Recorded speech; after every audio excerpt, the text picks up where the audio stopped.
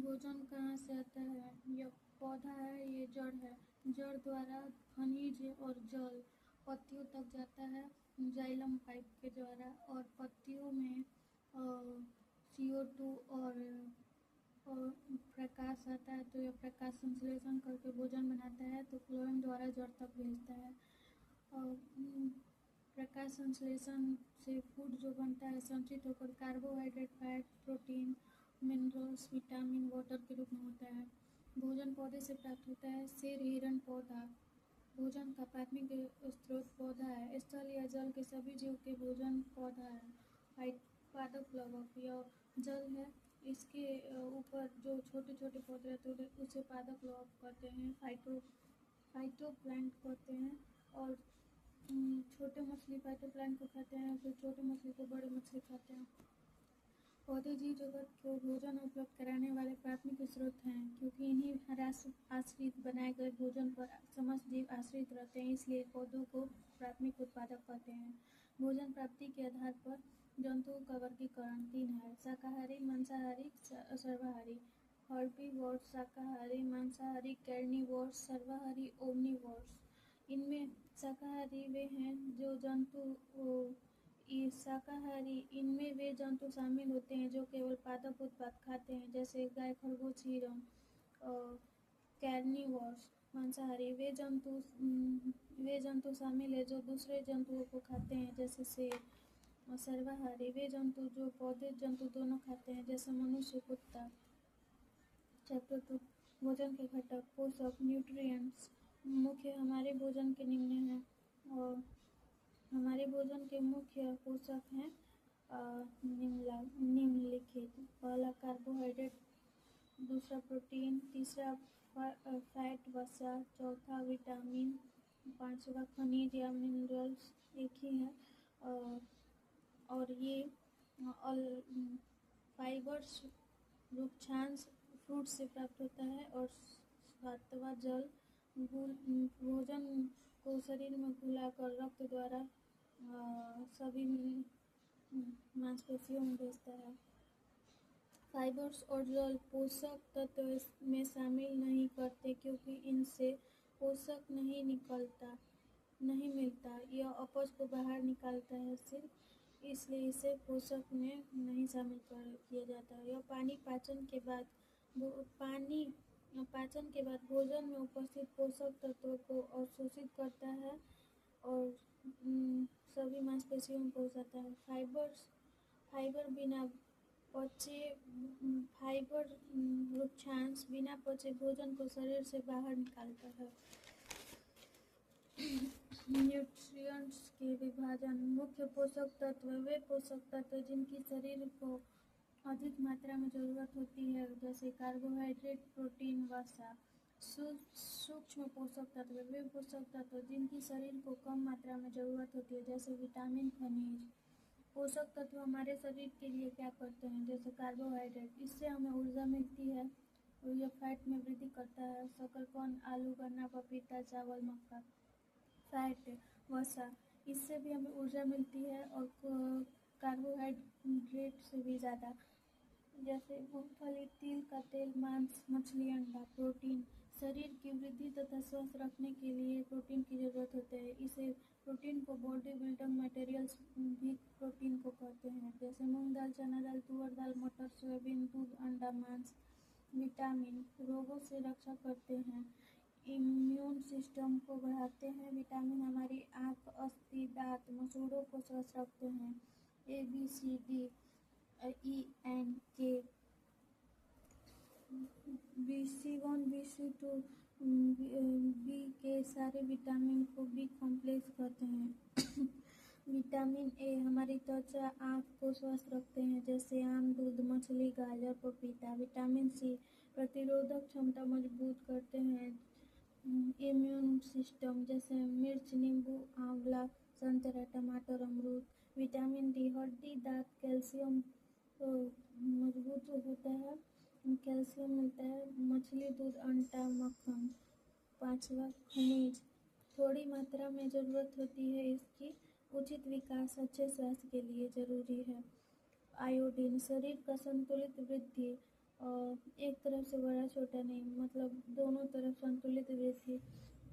मछली पालक अदरक, फास्फोरस, दांत हड्डी की मजबूती, दूध, केला, अलसी, चावल, लोहा, लाल रक्त कणिका, आरबीसी के निर्माण, पालक, पपीता, सेव, एनीमिया होता है इसकी कमी से, कैल्शियम, हड्डी, दूध, अंडा हड्डी को मजबूत करता है, फाइबर, वृक्षांश, पत्तेदार सब्जी, फल, अभावजन्य रोग, लंबे समय तक पोषक के अभाव से अभावजन्य रोग होता है, प्रोटीन की कमी, चेहरे पर सूजन, बाल झड़ेगा, कार्बोहाइड्रेट, प्रोटीन, शरीर का विकास रुक जाएगा, कार्बोहाइड्रेट और प्रोटीन की कमी से शरीर का विकास रुक जाएगा। चैप्टर 3, तंतु वस्त्र, फाइबर से फैब्रिक, तंतु से वस्त्र तक, फाइबर टू फैब्रिक। प्राकृतिक तंतु, वे तंतु जो पादप और जंतु से प्राप्त होता है। प्राकृतिक तंतु दो प्रकार के होते हैं, पादप तंतु जैसे कपास, जूट पटसन के पौधा से प्राप्त होता है। तंतु, जंतु तंतु, ऊन, रेशम, और रेशम के तंतु कीट, रेशम के तंतु के कीट कोकून से प्राप्त होता है, और ऊन भेड़, बकरी, खरगोश से याक से प्राप्त होता है। संतुलित तंतु, सिंथेटिक, और रासायनिक पदार्थों से फाइबर का निर्माण, और पॉलिएस्टर, नायलॉन, एक्रिलिक इससे बनता है। तंतु के प्रकार, प्राकृतिक और संश्लेषित। प्राकृतिक से पादप और जंतु, और संश्लेषित कृत्रिम के और केमिकल, प्लास्टिक, कॉटन से मिलकर बनते हैं। वस्त्र सामग्री का इतिहास, प्रारंभ में लोग वृक्ष की छाल से बड़ी बड़ी पत्तियां, जंतु की खाल से शरीर ढकते थे। प्रारंभ में लोग वृक्ष की छाल से बड़ी बड़ी पत्तियों से, जंतुओं के खाल से शरीर को ढकते थे। कृषि समुदायों में वसना लताओं, जंतुओं की ऊन तथा बालों को आपस में ऐंठ कर लंबी लड़ियां बनाकर और फिर उन्हें बुनकर वस्त्र तैयार किए। बाद में भारतवासी रुई से बने वस्त्र पहनने लगे, जो गंगा नदी के निकटवर्ती क्षेत्रों में उगाई जाती थी।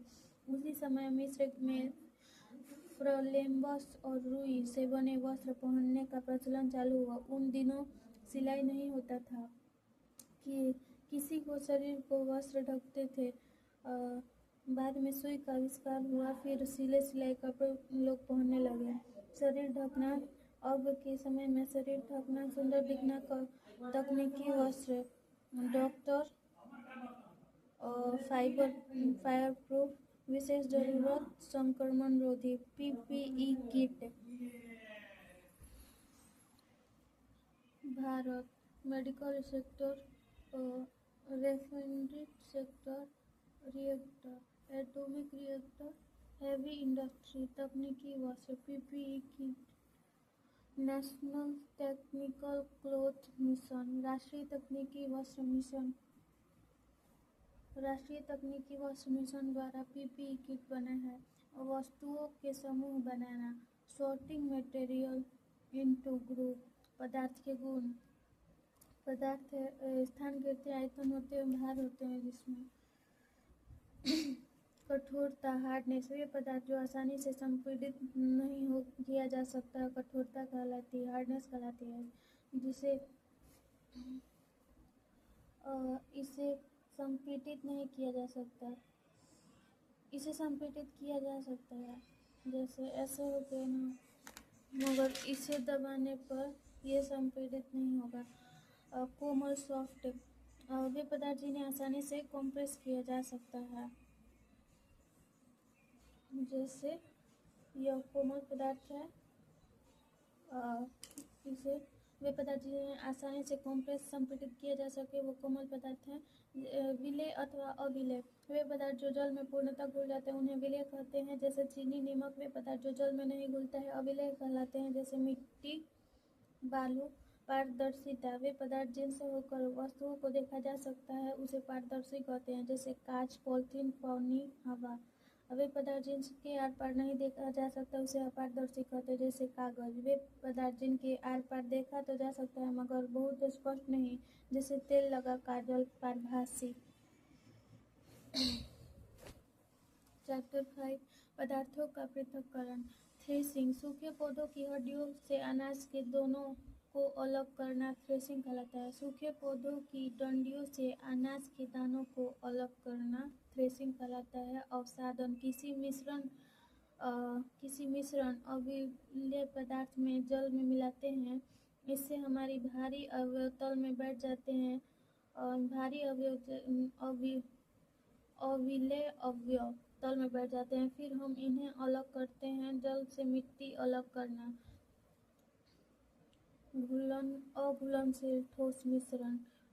तो जमीन में जो बैठ जाएगा उससे जमीन में अविलेय अलग हो जाएगा और पानी ऊपर ऊपर अलग हो जाएगा, उसे अवसादन कहते हैं। निस्तारण। ऐसी दो द्रवों को अलग किया जाता है, एक दूसरे में घुलते नहीं, जैसे तेल को पानी में इस विधि से अलग किया जाता है। अघुलनशील द्रव। द्रव में अघुलनशील ठोस को अलग करने की विधि निस्तारण है। द्रव में अघुलनशील ठोस को अलग करने की विधि निस्तारण है। संघनन। जल व वाष्प के ठंडा होकर पुनः जल की बूंदों में तब्दील बदल जाती है। जैसे चावल बैठाते हैं तो अदहन खोलता है, उसके ऊपर प्लेट ढकते हैं तो प्लेट में वो भाप पानी में बदल जाती है, तब्दील हो जाती है। चैप्टर 7 पौधों को जानिए। शाक। हर्ड से। झाड़ी वृक्ष। शाक हरे कोमल तने वाले पौधे, जैसे साग और पालक का साग, मेथी के साग। झाड़ी पौधों में शाखाएं, जैसे पौधे के भाग तना और पौधे जैसे झाड़ी। पौधों में शाखाएं तने के आधार से निकलती हैं। तना कठोर होता है, जैसे रेगिस्तान में छोटे छोटे पौधे निकलते हैं, इसमें पानी नहीं मिलता, इसी कारण यह सूख जाते हैं, इसे ही झाड़ी कहते हैं। बड़े कठोर तने वाले पौधे को वृक्ष कहते हैं। बांस को भी वृक्ष में रखते थे, मगर अब इसे शाक में शामिल किया गया है बांस को, राष्ट्रीय बांस मिशन द्वारा। क्लाइमेट चेंज से हमें बचाता है। पौधे के भाग तना। ये है पौधे को सहारा देता है। जड़ों द्वारा अवशोषित जल एवं खनिज लवण को पत्तियों तक जाइलम द्वारा पहुंचाता है तथा पत्तियों द्वारा बने भोजन की जड़ों तक पहुंचाता है फ्लोएम द्वारा। उसके बाद है पत्ती समानांतर शिरा विन्यास जो लंबी होती हैं, यह ठंडी इलाके में पाई जाती हैं। जलिका रूपी विन्यास मध्य शिरा, यह जहाँ बारिश ज़्यादा होता है वहाँ पाया जाता है। यह पर्णवृंत है। पेटोल है। यह लैमिना है, हरा चौड़ा भाग, और यह मध्य शिरा है। और पत्तियों के हरे चौड़े भाग को लैमिना कहते हैं। पेटियोल पर्णवृंत पत्ती के तने से लगी रहती है, इसे पर्णवृंत कहते हैं। उसके बाद पत्ती दो प्रकार की होती हैं। जलिका रूपी विन्यास पत्तियों में मध्य शिरा के दोनों ओर जाल जैसे रचना होती है। और समानांतर शिरा विन्यास पत्तियों में शिराएं मध्य शिरा के समानांतर होती है, जैसे घास। और यह है वाटरमेलन्स, मतलब जल और खनिज जाइलम द्वारा पत्तियों तक जाता है, और पत्तियों में रंध्र रहता है, स्टोमेटा, इसमें CO2 जाता है और सूर्य का प्रकाश जाता है, तो CO2 द्वारा यहाँ से रंध्र से पानी यहाँ से अधिक हो जाता है तो वाष्पोत्सर्जन होता है, तो H2O और CO2 मिलाकर भोजन बनता है। जैसे H2O के 6 और CO2 के 6, तो C6H12O6 फूड बनता है ग्लूकोज के रूप में और भोजन बन जाता है। जो पानी बचता है और वो वाष्पोत्सर्जन होता है। और अधिक वर्षा वाला क्षेत्र का पत्ता चौड़ा होता है। ह्यूमन मनुष्य फूड खाता है, वाटर में जाता है, वाटर में घुलनशील से होकर ब्लड में जाता है, ब्लड से ग्लूकोज बनता है, ग्लूकोज से सेल में जाता है, सेल से माइटोकॉन्ड्रिया में जाता है, फिर ऑक्सीजन द्वारा जलता है तो उससे हमें ऊर्जा प्राप्त होता है। वाष्पोत्सर्जन, ट्रांसपीरेशन, वाष्पोत्सर्जन, जल की बूंदें पत्तियों से जल वाष्प के रूप में निकलती हैं।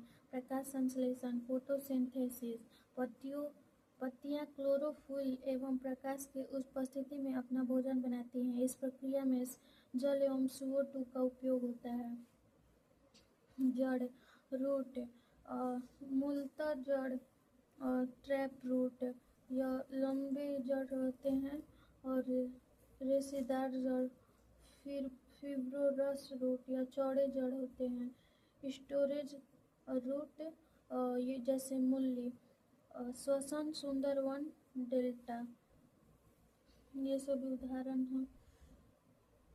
मूली, गाजर पौधों को सहारा देती हैं, जड़ पौधे को सहारा देती हैं, जल एवं खनिज का अवशोषण करती हैं और पत्तियों तक पहुँचाती हैं जाइलम द्वारा।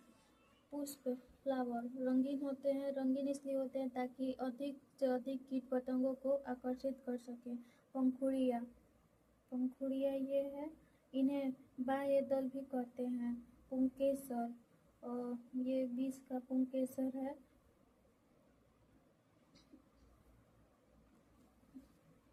ये बटरफ्लाई है, यहाँ से यहाँ जाती है तो बीज और फल हमें प्राप्त होता है। स्त्री केसर, ये यहाँ से बटरफ्लाई यहाँ ले जाती है तो यहाँ पर ओवरी में होता है, फिर फ्रूट या बीज बनता है, फल और बीज में बदल जाता है। इसे स्टाइमा कहते हैं, इसे स्टाइल कहते हैं और इसे परागकण या वायु परागकण कहते हैं। चैप्टर 8, शरीर में गति, बॉडी मूवमेंट। शरीर के विभिन्न भागों को उसी स्थान से मोड़ा अथवा घुमाया जा सकता है जहां दो हिस्से आपस में जुड़े होते हैं। इन आपस में जुड़ने वाले स्थानों को संधि जॉइंट कहते हैं। इन्हें जॉइंट की मदद से हमारे शरीर में विभिन्न प्रकार की गतियां होती हैं। जैसे पहला, कंडुका खलिका संधि, ball and socket joints. Ball and socket joints यह कंधा का होता है। एक कंदुक खलिका संधि, बॉल एंड सॉकेट जॉइंट्स। एक हड्डी का अंतिम सिरा गेंद बॉल की तरह होता है, दूसरी हड्डी का अंतिम सिरा कटोरी की सॉकेट की तरह होता है। बॉल कटोरी से जुड़ा होता है। बॉल वाला हिस्सा कटोरे वाला हिस्सा में फिट होता है। दोनों हाथ के कंधे इसी संधि द्वारा, कंडुक खलिका संधि द्वारा जुड़े हैं। धुराग्र संधि, पिवोटल जॉइंट्स। बेलनाकार हड्डी एक छल्ले रिंग जैसे संरचना में घूमती है, गर्दन तथा सिर जोड़ती है। इस संधि में आगे पीछे दाएं बाएं तो घुमा सकते हैं, लेकिन चारों तरफ नहीं, जैसे सिर का ये हड्डी। हिंज संधि, हिंज जॉइंट, इसमें एक दिशा में गति होती है। कोहनी में हिंज संधि है। अचल संधि, फिक्स्ड जॉइंट, जब हम अपने जबड़े को खोलते हैं तो सिर्फ नीचे जबड़े दूर ले जाते हैं, ऊपर के जबड़े स्थिर रहते हैं क्योंकि जबड़े का पाल के बीच अचल संधि है। चैप्टर 9, सजीव विशेषताएं। आवास है, हैबिटेट, दैनिक जीवन प्रभावित। किसी सजीव का वह स्थान जिसमें वह रहता है आवास कहलाता है। अपने भोजन, वायु एवं अन्य आवश्यकताओं के लिए जीव अपने आवास पर निर्भर रहता है। विभिन्न प्रकार के पौधों एवं जीव जंतु एक ही आवास में रहते हैं। आवास, स्थलीय आवास, जलीय आवास। टेरेस्ट्रियल हैबिटेट्स, एक्वेटिक हैबिटेट्स, स्थलीय आवास, वन, घास के मैदान, मरुस्थल, तटीय क्षेत्र, पर्वतीय क्षेत्र। और जलीय आवास, झील, नदियाँ, समुद्र। आवास के घटक हैं जैविक, बायोटिक, जंतु, पौधे जैसे बैक्टीरिया, प्लांट, फंगस, अमीबा, शैवाल। अजैविक, वायु, जल, मिट्टी, सूर्य प्रकाश, ऊष्मा। अनुकूलन, सभी जंतु, एडाप्टेशन, सभी जंतु और पौधों में कुछ विशिष्ट संरचना होती हैं जो उसे आवास में रहने योग्य बनाती है। इसी विशेषता को अनुकूलन कहते हैं। मरुस्थल, ऊँट, पानी पसीना नहीं होता, ऊँट को पैर लंबे होते हैं और चूहा बिल बना सकता है। और पानी में मछली, धारा रेखीय। विभिन्न आवासों की यात्रा। मरुस्थल, तापमान अधिक, पानी कम, घास से वनस्पति कम। और पौधे अतः पौधे में पानी की तलाश में, जड़ें लंबी, पत्तियां छोटी। पौधे की पत्ती कांटे में तब्दील हो जाती है। पत्तियों पर मोम जैसा मोटा आवरण होता है। तने की छाल खुरदुरी, कठोर होती है। तने मोम की परत से ढकी रहती है। मरुस्थल के पौधे। जंतु, मरुस्थल में ऊँट के पैर लंबे होते हैं जिससे उसका शरीर रेत की गर्मी से दूर रहता है। रेगिस्तानी जंतुओं में मूत्रोत्सर्जन की मात्रा बहुत कम होती है। मरुस्थल पर रहने वाले सांप, चूहे भूमि के अंदर बिलों में रहते हैं। जब रात्रि में तापमान कम होता है तो वे फिर बाहर निकलते हैं। पर्वतीय क्षेत्र, माउंटेन रीजन, ये क्षेत्र बहुत ठंडे होते हैं। सामान्यतः तेज हवा चलती है। शीतकाल में हिमपात होता है, अतः उस क्षेत्र में जंतु एवं वनस्पतियां में इन स्थितियों में रहने के लिए अनुकूलन होता है। पौधे, इसकी पत्तियां लंबी होती है, देवदारू जैसे वृक्ष सामान्यतः शंकुआकार के होते हैं। शंकुआकार के वृक्ष होते हैं। बर्फीले क्षेत्र में शाखाएं तिरछी होती हैं जिससे ओला गिरे तो नीचे गिर सके, नहीं तो पेड़ गिर जाएगा। अधिक ऊंचाई पर स्थित वृक्षों की पत्तियां सुई की तरह होती है ताकि इन पर गिरने वाली बर्फ फिसल जाए। जंतु, बर्फीले क्षेत्र के जंतुओं की त्वचा मोटी होती है। त्वचा पर लंबे बाल पाए जाते हैं। खुर नाखून बहुत मजबूत होते हैं। पैर ताकि चट्टानों पर तेजी से दौड़ सके। घास, वनस्पतियां अधिक, अतः जंतुओं की संख्या अधिक है, इसलिए शिकारी जानवर भी अधिक संख्या में होते हैं। जंतु में तेज भागने प्रवृत्ति होती है। पैर की हड्डियां मजबूत तथा पेशियों में लोचनशीलता अधिक होती है। जिस शिकारी जंतुओं की आंखें चेहरे पर ठीक सामने होती हैं, इससे उससे दूर तक शिकार ढूंढने में मदद मिलती है। और शिकार होने वाले जंतुओं में आंख चेहरे के पार्श्व साइड में स्थित होती है, इससे वह आसपास ज़्यादा देख पाता है। जंतुओं के रंग भी कि कोई हमें शिकार न कर सके, इसलिए अगल बगल होते हैं। जंतुओं के रंग भी हल्के भूरे होते हैं। अपने इस मटमैले रंग के कारण यह सूखे घास के मैदानों में शेर आसानी से छुप सकता है।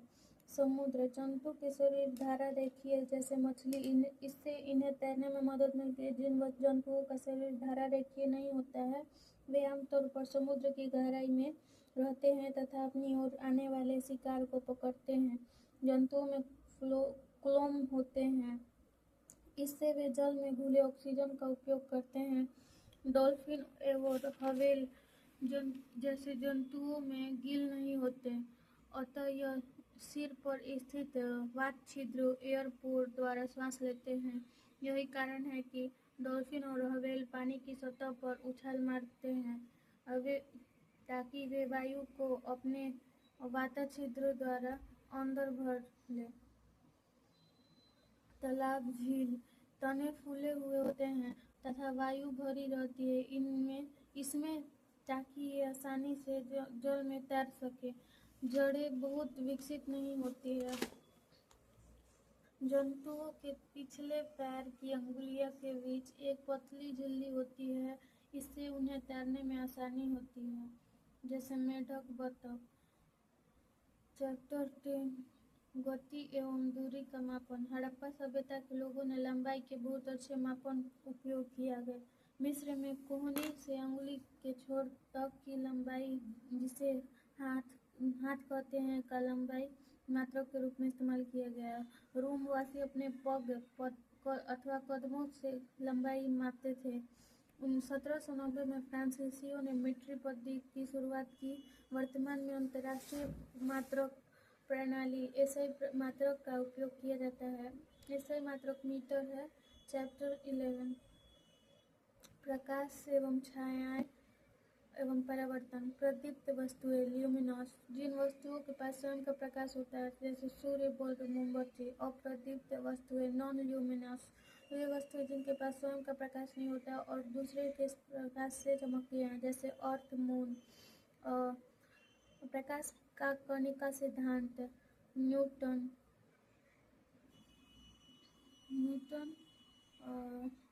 प्रकाश छोटे कणों से बना होता है।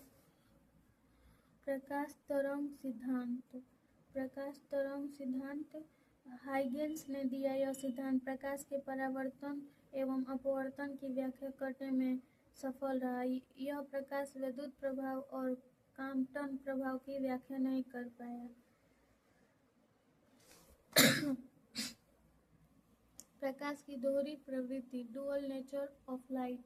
प्रकाश कभी कणों की भांति व्यवहार करता है तो कभी तरंगों की भांति, इस कारण इसे दोहरी प्रवृत्ति कहते हैं।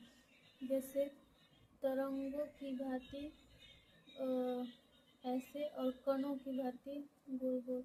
आइंस्टीन ने कहा फोटोन ऊर्जा होती है, ये फोटोन होती है। प्रकाश का परावर्तन, प्रकाश का किसी चिकने तल से टकराकर वापस लौट जाना प्रकाश का परावर्तन कहलाता है। आपतित किरण प्रकाश आ रही है, यहाँ एक्सिस पॉइंट पे आकर परावर्तित हो जा रही है, इसे परावर्तित किरण कहते हैं। आई वेक्टर को एंगल और ये आर वेक्टर एंगल। जैसे आपतित किरण, परावर्तित किरण, एक्सिस पॉइंट। ये आईना है, ये टॉर्च है और इससे प्रकाश यहाँ जारी है। लॉ ऑफ रिफ्लेक्शन, आयतन कोण आई परावर्तन कोण आर के बराबर होता है। आपतित किरण, परावर्तित किरण एवं अभिलंब एक ही बिंदु पर सभी होते हैं।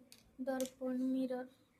वह वस्तु परावर्तक पृष्ठ ऐसा हो कि समस्त किरणों टकराकर उसी दिशा में वापस लौट आए, दर्पण होता है। समतल दर्पण, परावर्तक पृष्ठ समतल होता है। गोलीय दर्पण, यदि परावर्तित पृष्ठ गोलीय हो, सिल्वर मरकरी से पीछे पेंट रहता है। समतल दर्पण, प्रतिबिंब सदैव आभासी एवं सीधा होगा। प्रतिबिंब का आकार वस्तु के आकार के बराबर होगा। प्रतिबिंब दर्पण के पीछे उतनी ही दूरी पर बनता है। दूरी पर दर्पण के सामने वस्तु रखी है, जितनी दूरी पर दर्पण के सामने वस्तु रखी है उतनी ही दूरी पर प्रतिबिंब बनता है। किसी वस्तु का पूरा प्रतिबिंब देखने के लिए ऊंचाई वस्तु की ऊंचाई की आधी होनी चाहिए। यदि कोई वस्तु दर्पण के सामने चाल से गतिमान हो तो प्रतिबिंब की चाल 2 भी होगा। गोलीय दर्पण, स्फेरिकल मिरर, यह किसी बृहद गोले का भाग होता है जिसका एक पृष्ठ परावर्तक सतह की तरह कार्य करता है। परावर्तक सतह। अवतल दर्पण, डॉक्टर दांत का बड़ा प्रतिबिंब एवं सेविंग दर्पण के लिए अवतल दर्पण का इस्तेमाल होता है। उत्तल दर्पण, साइड मिरर, सीधा प्रतिबिंब, दृष्टि क्षेत्र अधिक होता है।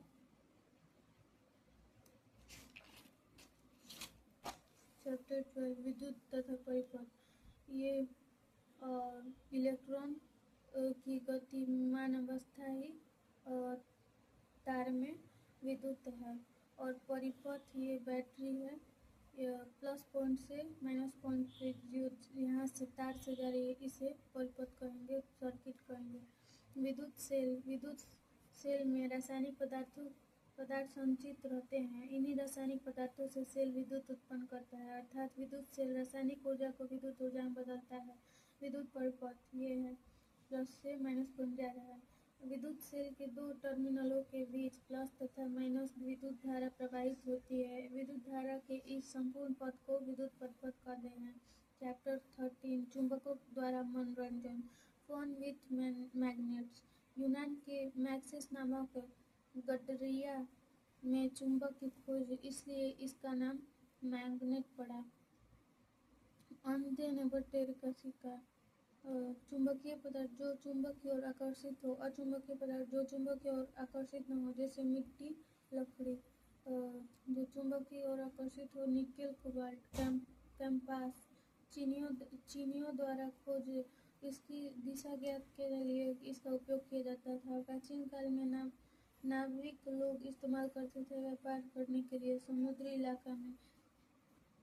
चेतावनी, चुंबक गर्म करने से चुंबकत्व नष्ट हो जाता है, ऊंचाई से गिरने पर चुंबकत्व नष्ट हो जाता है। ये कैंपस से साउथ और नॉर्थ का यह दिशा बताता है, और यहाँ पे यह लकड़ी का ईस्ट वेस्ट बना रहता है। चैप्टर 14 जल, वाटर। पृथ्वी का 2/3 भाग जल से घिरा है। महासागरों के जल में लवण, साल्ट घुले रहते हैं, इसलिए इससे यह पीने योग्य नहीं होता है। खेत सिंचाई, यह पीने योग्य नहीं होता है। खेत की सिंचाई भी नहीं होता है। केचुआ नष्ट हो जाएगा, सूख जाएगा पेड़ पौधा। नदियाँ, झरना, समुद्र खारा पानी होता है, और नदी, झरना, तालाब, ग्लेशियर के पानी मीठा होता है। इजराइल मीठा कर देता है। इजराइल मीठा कर देता है। समुद्र के पानी ट्रीटमेंट प्लांट है। ड्रिप सिंचाई।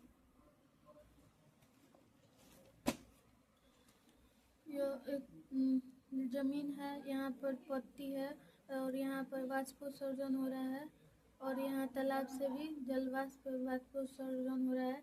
हाइट पर जाने पर तापमान कम होगा, संघनन होगा, संघनन से पानी की बूंद में तब्दील हो जाएगा, फिर यह बारिश के से आ जाएगा। ग्लेशियर, पराली जलाने से रोकेंगे, प्रदूषण रोकने के लिए सीएनजी गाड़ी, इलेक्ट्रिक चलाएंगे, और सोलर लैंप लगाएंगे, गैस सिलेंडर देंगे। गंगोत्री, यहाँ पे बर्फीला क्षेत्र है, पिघल रहा है, और ग्लेशियर बढ़ रहा है गंगा में। हवा,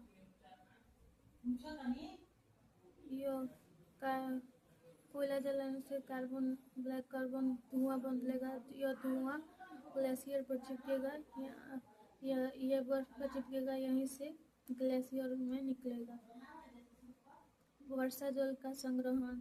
रेन वाटर हार्वेस्टर, पानी इकट्ठा छत पर पाइप, जमीन के अंदर ग्राउंड वाटर, नाली, सड़क पे। जल जहाँ गिरे वहीं एकत्र करें। छत के ऊपर वर्षा जल संग्रहण, सड़क के किनारे बनी नीतियों द्वारा संग्रहण। चैप्टर 15 हमारे चारों ओर वायु, एयर अराउंड्स। गैसों का मिश्रण, धूल कण और जलवाष्प बराबर वायु बनता है। CO2 N2 नाइट्रोजन 78% होता है, जिससे धूलकण दृश्यता। जलवाष्प जल चक्र होता है। एयर हवा, नाइट्रोजन जलने से रोकता है आग। ऑक्सीजन ज्वलनशील होता है। CO2 hydrogen, oxygen, nitrogen, argon, carbon dioxide plus जलवाष्प प्लस धूम। नाइट्रोजन न क्रिया करने से रोकता है। संतुलन ब्रेक होता है। अगर 1% भी इस सब का बढ़ेगा तो संतुलन ब्रेक होगा, जिससे पोल्यूशन बढ़ेगा। यूरिया खाद, कार्बन डाइऑक्साइड क्यों बढ़ा? कोयला जला, फिर विद्युत उत्पन्न हुआ, और एयर पोल्यूशन, कार्बन डाइऑक्साइड से एयर पोल्यूशन बढ़ा। वाइंड एनर्जी यांत्रिक ऊर्जा, ये है यांत्रिक ऊर्जा, विद्युत ऊर्जा, पंखा, पवन चक्की, समुद्र तट। 16 चैप्टर कचरा संग्रहण एवं निपटान। गार्बेज इन, गार्बेज आउट। लाल डस्टबिन, कचरे का निपाटन। नीला डस्टबिन, कचरे का प्रबंधन। कचरे का निपाटन, भराव क्षेत्र, लैंड फिल साइट। शहर के किनारे बड़े बड़े गड्ढे खोदे जाते हैं। इन खुले क्षेत्रों को भराव क्षेत्र कहते हैं। इन गड्ढों को भरकर उस पर मिट्टी का लेप लगा दिया जाता है, फिर उस पर पार्क या खेल का मैदान बना दिया जाता है। 20 वर्षों तक भवन का निर्माण नहीं होता है। गलत क्यों है? क्योंकि ग्राउंड वाटर प्रदूषित हो जाएगा और इससे हम लोग बीमार होंगे। कचरे पर आधारित अर्थव्यवस्था, वेस्ट टू वेल्थ, कचरे से धन। RRR, recollector, recycle, reuse. Recollector मतलब blue dustbin, green dustbin, red dustbin. इसमें जो संग्रहित होगा, रिकलेक्टिंग और रिकलेक्टर होगा, उसे रिसाइकल कर यूज़ किया जाएगा। सूखा कचरा जैसे पॉलीथीन मेल्ट कर रोड निर्माण में इसका इस्तेमाल किया जाएगा। ग्रीन डस्टबिन, गीला कचरा, इससे प्रोसेसिंग प्लांट क्रिया से गुजरकर खाद्य बनाया जाएगा जिससे पैसा मिलेगा। रेड डस्टबिन, इससे चाइनीज इलेक्ट्रॉनिक्स कचरा को एकत्रित कर उसे रीयूज किया जाएगा। Solid waste management 2016, plastic waste management 2016। लाल डस्टबिन, खतरनाक कचरे, इसको प्रोसेसिंग सेंटर में लेकर हानिकारक पदार्थ कांसे को अलग करते हैं, जैसे वस्तुओं के इलेक्ट्रॉनिक से मरकरी को अलग किया जाता है। इसी को आजकल वेस्ट टू वेल्थ, कूड़े से धन की ओर अर्थव्यवस्था। प्लास्टिक वरदान अभिशाप, सुप्रीम कोर्ट ने कहा हम प्लास्टिक पर बैठे हैं। प्लास्टिक भूमि की उर्वरा शक्ति को कम करता है, इसके जलने से डाइऑक्सिन निकलता है, हाइड्रोजन साइनाइड जैसे खतरनाक गैस निकलती है जो स्वास्थ्य पर बुरा प्रभाव डालती है। पीने के पानी प्रदूषित होते हैं। समुद्र या जलीय जंतु भी के साथ प्लास्टिक भी खा जाते हैं और मर जाते हैं। प्लास्टिक में मौजूद फाइथालेट्स और बिसोप्रेंड ए मानव में कैंसर का उत्पन्न करते हैं। Plastic waste management act 2016, chapter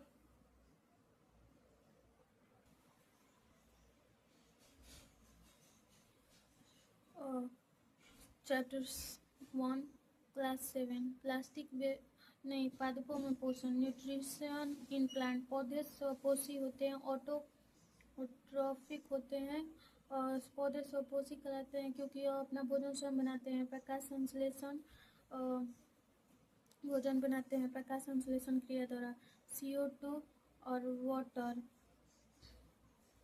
sunlight और क्लोरोफिल में होता है। तो कार्बोहाइड्रेट और ऑक्सीजन, कार्बोहाइड्रेट स्टार्च बनता है और ऑक्सीजन हमें सांस लेने में मदद करता है।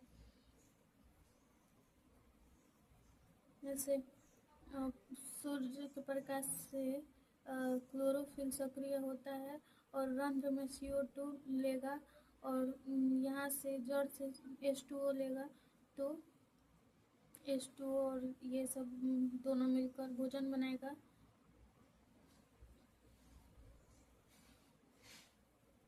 और कार्बोहाइड्रेट और ऑक्सीजन निकलेगा। ये स्टार्च या पत्तियों में स्टार्च के रूप में संचित हो जाता है। पोषण, प्लांट स्वपोषी, विषमपोषी, एनिमल, ह्यूमन प्लांट्स पर निर्भर रहते हैं। पादपों में पोषण की विधियाँ, परजीवी पौधा पैरासिटिक प्लांट दूसरे पौधों से भोजन प्राप्त करते हैं, जैसे अमरबेल। ये दूसरे पेड़ पर अपने को, बरगद का पेड़ ये भोजन अपना भोजन बनाएगा तो इसी से यह ले लेगा उसमें समेट कर। और कीट भक्षी पौधा इंसेक्टिवोरस प्लांट कीटों को खाते हैं। यहाँ पर बटरफ्लाई आएगी तो यह अपने पंखुड़ियों को बंद कर लेगा और पाचक रस द्वारा स्रावन कर कर जीव को पचाता है। ऐसी जगहों पर उगते हैं जहाँ नाइट्रोजन की कमी होती है। यह पौधे जैसे वीनस फ्लाइट ट्रैप, मृतोपजीवी सैप्रोफाइट, मरे जीवों, सड़े गले पौधों, खाद्य पदार्थों पर उगते हैं तथा उनसे पदार्थों का शोषण करते हैं, जैसे मशरूम, कवक, फंगस।